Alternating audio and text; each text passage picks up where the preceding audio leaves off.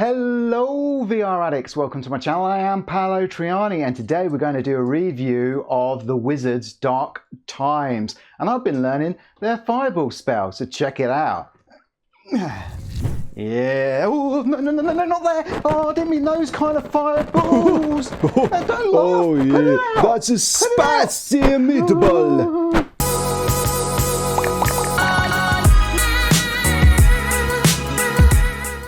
This is the sequel to The Wizards, and it was released back in 2018, and the game has since seen positive reviews and releases on the PSVR plus the Oculus Quest.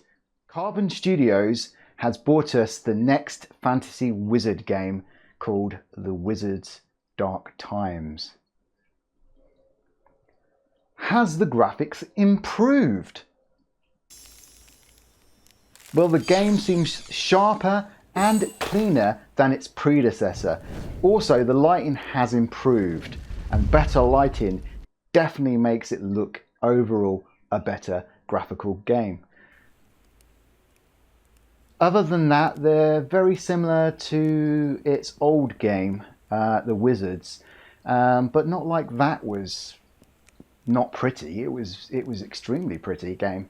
So yeah, it just builds on a very beautiful graphical game to begin with. The audio has improved too. The narrator, the Warlock, has made a return back in this game. And yeah, he's upgraded his microphone. And so is the other people that talk in the game. They sound like they've upgraded their microphone too. There must have been like a really good sell on microphones. What do we have here?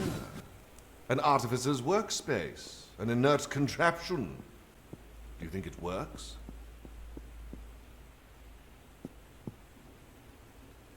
Or the Warlock teleported himself into the future, got himself one of those Telefunken C120 sci-fi punk editions, and came back and showed us his vocals. The enemies sound are decent. They don't sound fantastic as compared to the narrator, but they do have no money or a teleport machine, so you know that generally is an issue for them. So what's the gameplay? Has it changed at all? Well, yeah, yes it has. It's changed. Teleporting isn't a must now, as climbing has been added to the game. Though to be clear here, teleporting still can be done.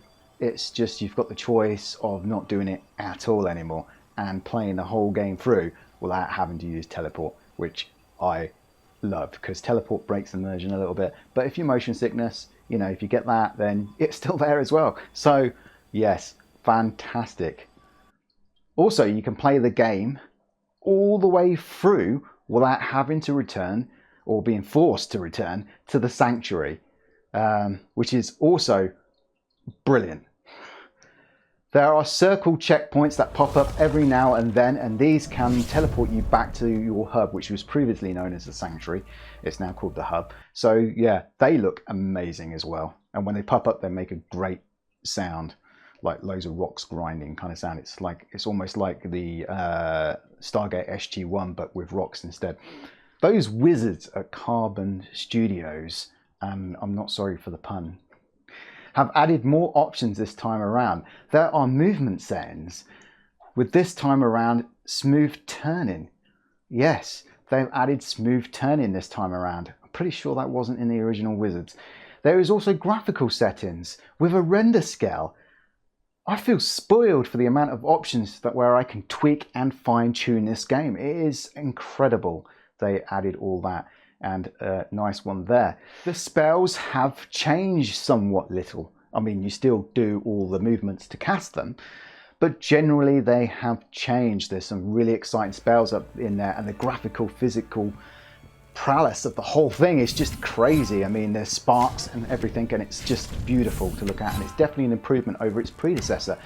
I will say though, there is some things that are the same, like the shield. But this time you can throw the shield. You couldn't last time, and that shield just looks so much better in this game.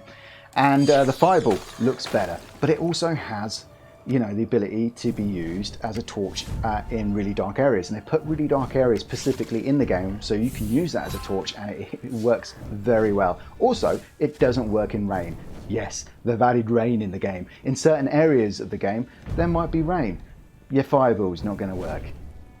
You can't use that anymore. The enemies are different from the first one. These enemies seem to be more long-ranged enemies. Sadly though, the content is lacking as it was in the first one. There are some puzzles and some light hidden finds that you can look around and try to find. But other than that, that's generally it. There isn't a whole lot to go and look for in the game or pick up and, you know, collect. So what about the story? Well, without any spoilers, because this is a no spoiler review, the story is more improved, but still could be overall better and more grand. Lucky there are some pickups that tell you more about the background, but these are hidden within the world, so you have to look for these. And you know, when you find them, they're pretty obvious, and you pick them up and they'll just generally tell you a bit more of the background. That kind of adds a lot to the story in my opinion and makes it a lot more better. But they're also easy to miss. So if you kind of miss them, you might be lacking on wanting a better story.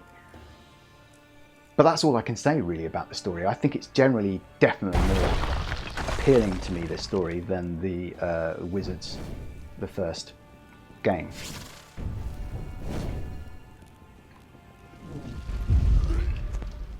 Now, obviously I have an early preview version, so yeah, I had some bugs, and I guess these bugs won't actually translate to the released version. But just to clarify what they were, one time when I was climbing, I fell through the earth to my death. Another time when I was taken on a boss, I'm not going to mention what boss or what the boss was like, because I don't want to spoil that for you, but the boss froze and I couldn't proceed in the game, so I had to restart from checkpoint. Lucky enough, the checkpoints are fantastic, and I only just started like moments before that fight, so I get to do that fight again and actually defeat the boss and move on.